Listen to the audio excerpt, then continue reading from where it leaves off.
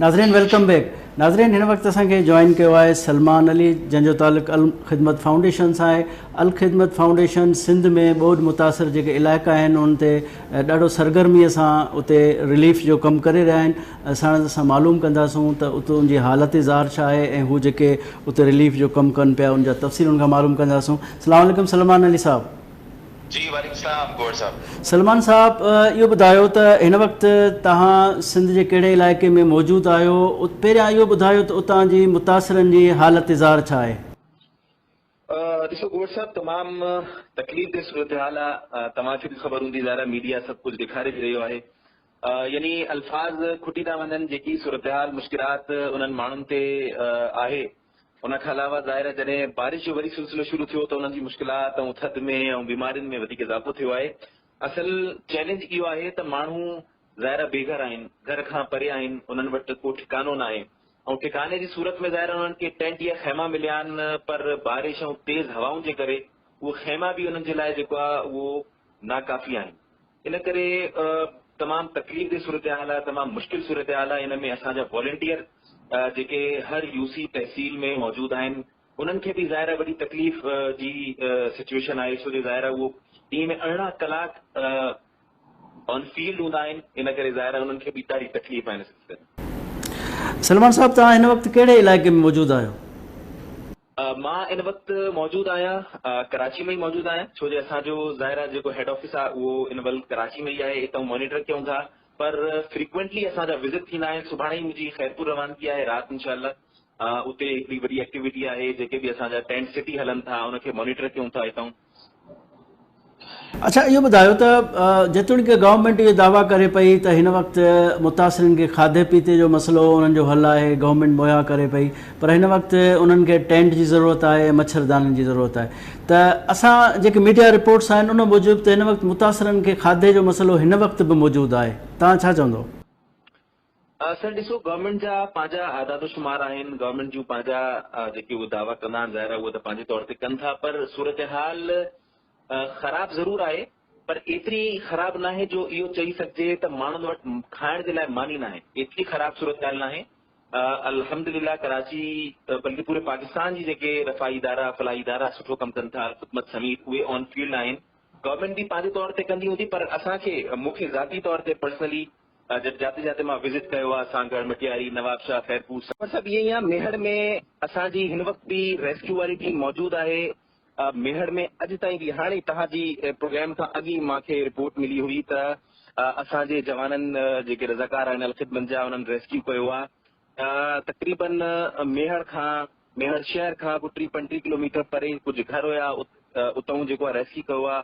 2 pregnant ladies उतां rescue कयूं वयूं आहिनि। हिकिड़ो नौजवान हो जेको बुखार मां 104-105 बुखार हो, लागर हुयो, यानी हली न पियो सघे, हुनखे रेस्क्यू कयो आहे। हिन वक़्तु ताईं ख़ासि तौर ते मेहर जी असां वटि इंफॉर्मेशन मौजूदु आहे, जंहिंमें बाक़ाइदा जेके मुतासिर आहिनि उहे फाथल आहिनि, उन्हनि खे कढण वारो न आहे। मेहर डिस्ट्रिक्ट जी इतला अथनि। बाक़ी जेके ॿिया ज़िला आहिनि उन्हनि में ईअं आहे त ज़ाहिर जेके बि हिननि जा घर हुया उहे पाणी में बुॾियल आहिनि, पर उते सामान मौजूदु आहे। पर उन सामान जी चौकीदारी जे लाइ उते माण्हू मौजूदु आहिनि। ज़ाहिर उहे सामान ई नथा छॾे सघनि, छो चवनि था त असांजो सामान चोरी थी वेंदो, हेॾे होॾे थी वेंदो। इन करे उहे पंहिंजी जायुनि ते पंहिंजी जेके बुॾियल जायूं आहिनि उते मौजूदु आहिनि। पर मेहर में अञा ताईं असांजी ख़िदमत जो रिलीफ ऑपरेशन हले थो ऐं अॼु जी सूरत हाल मां तव्हांखे ॿुधाई जेको असां प्रेग्नेंट ख़वातीन खे, मर्दनि खे, बीमारनि खे असां रेस्क्यू कयो आहे। अच्छा इहे बि इतला हुया त ॿेड़ियुनि जो इशू आहे, जेके प्राइवेट ॿेड़ियूं आहिनि उहे 8-10 हज़ार वठनि पियूं, ज़ाहिर आहे ग़रीब माण्हू अफोर्ड नथा करे सघनि। नेवी ऑपरेशन कयो, ज़ाहिर आहे नेवी जा महदूद मसइला आहिनि, महदूद ॻोठनि ताईं उहे वञी सघिया हूंदा, त इहो मामिलो हिन वक़्तु बि आहे या काफ़ी एड्रेस थी चुको आहे? असल में गौर साहब हे डिज़ास्टर जेको हुयो उहो पाकिस्तान जी हिस्ट्री जो तमामु वॾो डिज़ास्टर हुयो। मूंखे नथो लॻे त इन खां पहिरियां को एतिरो वॾो डिज़ास्टर आयो हुजे। गवर्नमेंट जा मामलात ऐं जेके इशूज़ आहिनि उहे तव्हांखे बख़ूबी ख़बर आहे त गवर्नमेंट कंहिं बि शइ लाइ तयारु न हूंदी आहे। त ज़ाहिर आहे जॾहिं कंहिं शइ जी तयारी न आहे ऐं तव्हां वटि जेको डिज़ास्टर अची वञे उहो तव्हांजी एक्सपेक्टेशन खां 1000 टाइम मल्टीप्लाई खां वधीक हुजे त उन सूरत में ज़ाहिर ॾुखियाई थींदी ऐं एतिरी जल्दी त अरेंजमेंट थी बि नथा सघनि न।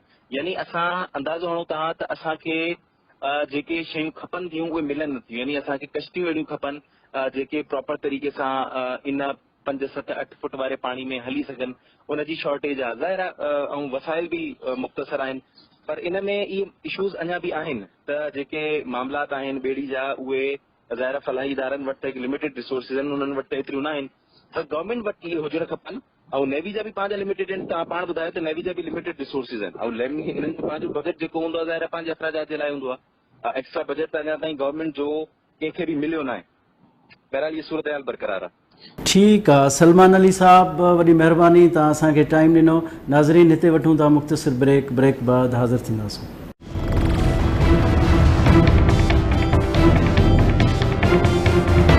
शुरू थी त हुन में रेस्क्यू जो मरहलो हुयो त अलख़िदमत फाउंडेशन जे रज़ाकार जेके 25 खां 30 असां जूं कश्तियूं हुयूं उन्हनि जे ज़रिए माण्हुनि खे रेस्क्यू कयो। उन खां पोइ जेको मरहलो ज़ाहिर शुरू थियो आहे उहो रिलीफ जो फराहम थियो, रिलीफ जो थियो आहे। रिलीफ जे सिलसिले में अलख़िदमत सिंध भर में तक़रीबन 25 ख़ैमा बस्तियूं क़ाइमु कयूं आहिनि। उते तक़रीबन 20,000 माण्हू इन वक़्तु मुक़ीम आहिनि सिर्फ़ु अलख़िदमत फाउंडेशन जी ख़ैमा बस्तियुनि में, जिते ॿारनि जे लाइ स्कूल बि हिकिड़ो ठाहियो वियो आहे, मस्जिद बि ठाही वई आहे, 3 टाइम मानी बि उन्हनि खे मिले थी ऐं उन्हनि जी सफ़ाई सुथराई साफ़ पानी जो बि इंतज़ाम कयो वियो आहे। हाणे तव्हांजो सवाल त इन वक़्तु कहिड़ी शइ जी ज़रूरत आहे, ॾिसो हिन वक़्तु जेको मरहलो हले थो उहो रिलीफ जो हले थो। इन वक़्तु माण्हुनि खे जेकी तकलीफ़ आहे, आरज़ी तकलीफ़ आहे, उन मां कढी जेकी आरज़ी तौर ते असां जेको उन्हनि खे प्रोवाइड करे सघूं था उहो शेल्टर आहे, मच्छरदानियूं आहिनि। उन खां अलावा इन वक़्तु इहा पोज़ीशन अची वई आहे माण्हू ख़ुदि खाइण पचाइण शुरू करे सघनि था, छो जे कुझु पाणी लथो बि आहे, कुझु बारिश बि घटि थी आहे त ख़ुश्क राशन जी इन वक़्तु ज़रूरत आहे। मेडिकल जो तमामु वॾो क्राइसिस आहे ऐं गोड़ साहब मां तव्हांखे ॿुधाईंदो हलां त इन वक़्तु थी सघे मसाइल घटि हुजनि, जॾहिं मेडिकल इशूज़ ईंदा, जॾहिं हुते वबाऊं पाणी जे करे जेके वाटर कॉज डिज़ीज़िस पैदा थींदियूं, तमामु वधीक चैलेंज उन वक़्तु थी सघे थो। मूंखे हाणे असांजे वॉलंटियर ॿुधायो त मेहर में कल्ह गैस्ट्रो खां सिर्फ़ु 35 डेथ सिर्फ़ु गैस्ट्रो खां थियूं आहिनि। त गवर्नमेंट खे ॾिसणु खपे ऐं इदारा असांजा फलाही इदारा उन्हनि खे बि ॾिसणु खपे त इन वक़्तु जेको चैलेंज आहे असां वटि अपकमिंग उहो मेडिकल जी सूरत में आहे।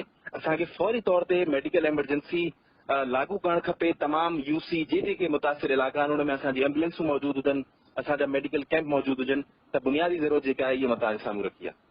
अच्छा, मेडिकल जो तव्हां ज़िक्र कयो त मेडिकल जो असांखे तमामु घणी दांह अचे पई मुख़्तलिफ़ इलाइक़नि मां, त हिन वक़्तु ज़ाहिर आहे खोड़ सारियूं बीमारियुनि बि मुंहुं कढियो आहे, जंहिंमें डेंगी आहे, मलेरिया आहे, गैस्ट्रो ॿारनि खे थिए पई ऐं इवन प्रेगनेंसी जा इशूज़ बि अचनि पिया। त हाणे छा था सम्झो त केतिरा परसेंट मेडिकल ते गवर्नमेंट या फलाही इदारा कवर करे सघिया आहिनि या केतिरी ज़रूरत आहे मेडिकल ते हिन वक़्तु फोकस करण जी? ॾिसो गोड़ साहब, इदारा असल में मेडिकल आहे तमामु स्किल्ड हिकिड़ो शोबो आहे न, जंहिंमें डॉक्टर प्रॉपर क्वालिफाइड डॉक्टर हुजणु ज़रूरी आहिनि, क्वालिफाइड स्टाफ हुजणु ज़रूरी आहे या ज़ाहिर मैटरनिटी जे लाइ डॉक्टर हुजणु ज़रूरी आहे। त इन में असल इशू जेको आहे उहो स्किल्ड स्टाफ जो आहे या ह्यूमन रिसोर्स जो आहे। अलख़िदमत फाउंडेशन छो जो पाइनियर आहे हेल्थ जे कमनि में, अलख़िदमत जा हिन वक़्तु सॼे पाकिस्तान में 50 खां वधीक वॾा हॉस्पिटल्स आहिनि, 300 खां वधीक नंढा हॉस्पिटल्स आहिनि, तमामु स्टाफ मौजूदु आहे। अलख़िदमत जी पंहिंजी डॉक्टरनि जी तंज़ीम टीमा एक्टिव आहे। असां छो जो ऑलरेडी मेडिकल में कमु कंदा हुआसीं त असांखे एतिरो प्रॉब्लम न थियो। बुनियादी तौर ते गोड़ साहब असां छा कयो त जेके बि असांजी एम्बुलेंस हुयूं उन्हनि खे कन्वर्ट करे छॾियोसीं फ्लीट मोबाइल सिस्टम में, यानी हिकु एम्बुलेंस सां